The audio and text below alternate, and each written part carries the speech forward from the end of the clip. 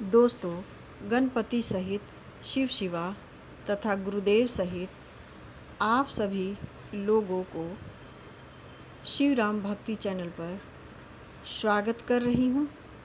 शिव जी के परम भक्त तारक की कथा के माध्यम से।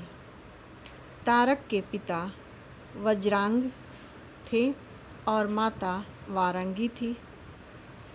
तारक जब बड़ा हुआ तब उसने माता पिता से आज्ञा लेकर पारिजात पर्वत पर तपस्या करने के लिए चले गए।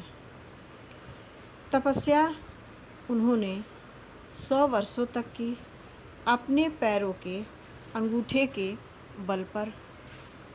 जाड़े के दिनों में वे पानी के भीतर तपस्या करते रहे खड़े होकर, तथा ऋतुओं में वन में बैठकर तपस्या किया करते थे। मेरे भाइयों बहनों, 100 वर्ष तक वे तपस्या करते रहे। उनकी तपस्या से भगवान शिव प्रसन्न नहीं हुए। तब तारक ने आसुरी यज्ञ करना आरंभ कर दिया और उसने अपने शरीर को काट काट कर अग्नि में हवन करने का व्रत लिया। जब उसकी इस कठिन तपस्या से तीनों लोक जलने लगे, उस समय सभी देवताओं ने ब्रह्मा जी के पास आकर सारा दुख सुनाते हैं। फिर ब्रह्मा जी विष्णु भगवान के पास जाते हैं और सारी समस्याएं बता देते हैं। विष्णु जी भी शिव जी की माया को नहीं जान सकते हैं, वो नहीं जान पाए। तभी उन्होंने सोचा कि क्यों ना मैं शिव जी के हम सभी लोग मिलकर शिव जी के पास ही चले। ऐसा सोच विचार कर सभी को लेकर, सभी देव देवता को लेकर शिव जी के पास पहुँचते हैं और प्रार्थना करते हैं कि हमारी दुख को दूर कीजिए। उन सभी की प्रार्थना को सुनकर शिव जी हंसते हुए कहा कि हे देवताओं, तारक द्वारा कठिन तपस्या किए जाने के कारण ही सब लोगों की यह दशा हो रही है। यह दशा हो रही है, इसलिए हम उसे वरदान देने में संकोच करते हैं, क्योंकि तारक जो तपस्या कर रहा है वह तीनों लोकों में विजय प्राप्त करने के हेतु और देवताओं को दुख देने के लिए। तो तुम ही बताओ, मैं उसे कैसे वरदान दूँ? अगर वरदान देता हूँ तो फिर तुम लोगों का नुकसान होगा। शिव जी के मुख से यह वचन सुनकर देवताओं ने अत्यंत अचरज में भरकर कहा कि हे प्रभु, आप तारक को वरदान अवश्य दे दें, क्योंकि उसे वरदान देने पर हम इतनी जल्दी नष्ट नहीं होंगे जितने इस समय इस अग्नि के कारण हम लोग भस्म हो रहे हैं। तब शिव जी बोले कि हे देवताओं, क्या तुम में से कोई भी इतना बलवान नहीं है जो अपनी माया के द्वारा तारक की तपस्या को भ्रष्ट कर सकता है? यह सुनकर विष्णु जी ने अहंकार में भरकर उत्तर दिया कि हे प्रभु, यदि आप मुझे आज्ञा दे दें तो मैं तारक की तपस्या भंग कर सकता हूँ। विष्णु जी की यह बात सुनकर शिव जी ने उन्हें आज्ञा दे दी। तब विष्णु जी मोहिनी रूप धारण करके तारक के पास पहुँचते हैं, परंतु शिव जी की लीला के कारण वे तारक पर कुछ भी प्रभाव नहीं कर डाले। तारक पर कोई असर नहीं हुआ।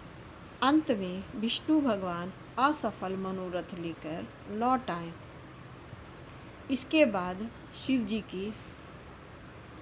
जी ने विष्णु जी के मोहिनी रूप का धारण करके भी शिव भक्त तारक की तपस्या भ्रष्ट करने में असमर्थ रहे, उन्होंने विष्णु भगवान से पूछा कि तपस्या तारक का क्यों तुम असफल रहे, तपस्या क्यों नहीं भंग किए। यह सुनकर विष्णु भगवान बोले कि वह तो बहुत ही बलवान है, तप के बल पर वह आपकी इस प्रकार तपस्या कर रहा है कि मैं तो असमर्थ हो गया, मैं उसके तप को भंग करने में असमर्थ हो गया। हे प्रभु, विष्णु भगवान बोलते हैं कि हे शिव जी, हे प्रभु, अब आप ही तारक को वरदान देने के लिए उसके पास पहुँचिए और उसे वरदान दीजिए।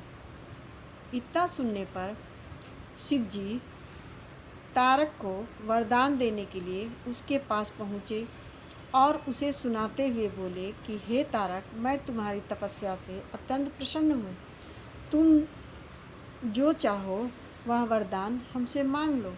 यह सुनकर तारक ने अत्यंत प्रसन्न होकर कहा कि हे प्रभु, मैं आपके अतिरिक्त अन्य किसी के हाथ से न मरूं और करोड़ों वर्षों तक तीनों लोकों का राज्य करूं, यह वरदान आप मुझे दीजिए। शिव जी ने तारक की यह प्रार्थना स्वीकार कर ली। उसके बाद वे उसे इच्छित वरदान दे कैलाश पर्वत पर लौट आए। तारक भी शिव जी से वरदान प्राप्त करके अत्यंत प्रसन्न हो अपने घर को लौट आए। वरदान पाकर तारक बहुत खुश हुआ। उसने अपनी स्त्री से संपूर्ण वृत्तांत कह सुनाया। उस समय सब देवताओं ने एकत्र होकर तारक को अत्यंत प्रतिष्ठित तथा अपना स्वामी स्वीकार करते हुए उसकी बहुत प्रकार से स्तुति प्रशंसा की। उसके बाद तारक ने सब असुरों की एक बड़ी सेना इकट्ठी की। उसने करोड़ों बलशाली असुर योद्धा भी इकट्ठी कर रखी थी।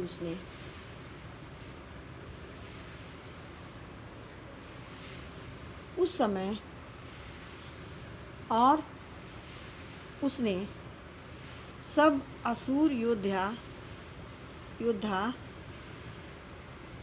तथा तारक इस सेना को लेकर पहले इंद्र पर चढ़ाई की।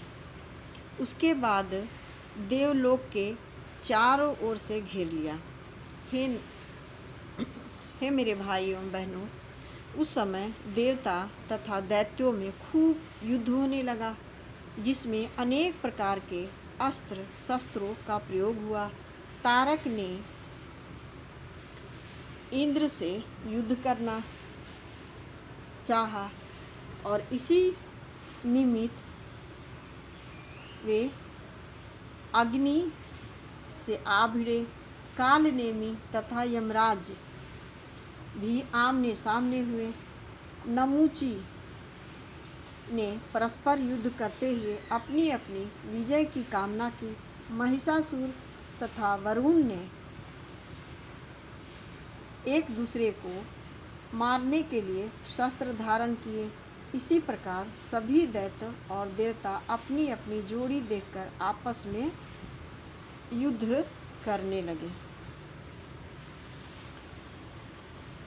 उस समय तारक ने अपनी तेज प्रकट करके इंद्र को परास्त कर दिया। उसके बाद वह विष्णु जी के सामने आ पहुंचा। तारक के इस प्रताप को देखकर विष्णु जी ने पहले तो बहुत आश्चर्य किया, फिर शिव जी के वरदान की महिमा समझकर युद्ध क्षेत्र से अंतर्ध्यान हो गए। इस प्रकार तारक ने उस युद्ध में विजय पाकर सब देवताओं को बंदी बना लिया।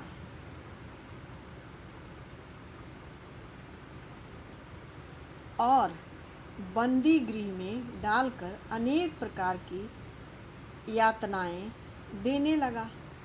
मेरे भाई एवं बहनों, जिस स्थान पर महानदी समुद्र में जा मिली है, उसी स्थान पर तारक की राजधानी थी।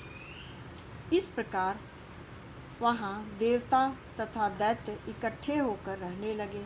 तारक ने निर्भय होकर अपने देश को अलग अलग भागों में बांट दिया और उसका राज्य और राज्यों को असुरों को सौंप। मेरे बहनों, वे अपने परिवार तथा मित्रों सहित आनंद का उपभोग। इस प्रकार विष्णु जी के स्थान पर तारक स्वयं ही तीनों लोकों का स्वामी बन बैठा। तीनों लोकों का तारक ही स्वामी बन बैठा। मेरे भाइयों बहनों, उसने अग्नि की पदवी नेमि को दी तथा काल नेमि को यमराज के स्थान पर नियुक्त किया। मेरे भाइयों बहनों, और इधर संसार के स्वामी सभी असुरी बन बैठे थे। तारक संसार के स्वामी बनकर सबको सताने लगा। कुछ महीने बीतने पर विष्णु जी ने छिपे हुए देवताओं के पास जाकर यह कहा कि हे देवताओं, शिव जी का भक्त होने के कारण तारक अत्यंत बलवान तथा प्रतापी हैं, इसलिए वह तुमसे कभी परास्त नहीं होगा। आपस में विष्णु भगवान बात कर रहे हैं। अपना मनोरथ प्राप्त करने के लिए उसकी सेवा आरंभ कर दो। तुम नट का स्वरूप धारण कर उसके पास जाओ और अपने कौशल द्वारा उसे प्रसन्न करो। जब वह प्रसन्न हो जाएगा तब तुम्हें अवश्य छोड़ देगा। उसके बाद सब देवता नट का रूप धारण कर तारक के पास जा पहुँचे और उसे ऐसी बातें की जिसके कारण वह अत्यंत प्रसन्न हो गया। तब तारक ने देवताओं से कहा कि हे देवताओं, तुम जो चाहो वह मुझसे मांग लो। यह सुनकर देवताओं ने प्रार्थना की कि हे असुरराज, यदि आप हम पर प्रसन्न हैं तो देवताओं को अपनी बंदी गृह से मुक्त कर दीजिए। देवताओं की इस प्रार्थना को स्वीकार कर तारक ने उसके सभी साथियों को बंदी गृह से मुक्त कर दिया। तब वे भी अपने लोक को चले गए। इसके बाद तारक के राज्य में देवताओं के अतिरिक्त और कोई दुखी नहीं था। यह सभी देवता लोग अच्छी प्रकार जान चुके हैं। मेरे भाई एवं बहनों, जब देवताओं ने राक्षसों द्वारा पीड़ित होकर अनेक प्रकार के दुख उठाए तो परस्पर इस प्रकार कहने लगे कि हम किसके पास जाकर अपना दुख कहें। सूर्य तथा चंद्रमा जो संसार के जीवनदाता हैं, वे स्वयं भी इस समय तारक की सेवा कर रहे हैं। पता नहीं यह दैत्य हमें कब तक दुख देता रहेगा। इस समय कौन सहायक है, किसके पास जाकर हम अपना दुख सुनाएं। इस प्रकार देवताओं ने दुख में भरकर बहुत चिंता की। अंत में वे सब एकत्र होकर इंद्र तथा बृहस्पति को साथ लेकर शिव जी की स्तुति करने लगे। मेरे भाई एवं बहनों, इसका में आगे क्या होता है, इसके अगले वाले भाग में मैं सुनाऊंगी। इस कथा को यहीं पे विश्राम दे रही हूँ। जय श्री राम, जय श्री राम, जय श्री राम, जय श्री राम। इस चैनल को अगर आप लोग सब्सक्राइब नहीं किए हैं तो आप सब्सक्राइब कर लीजिए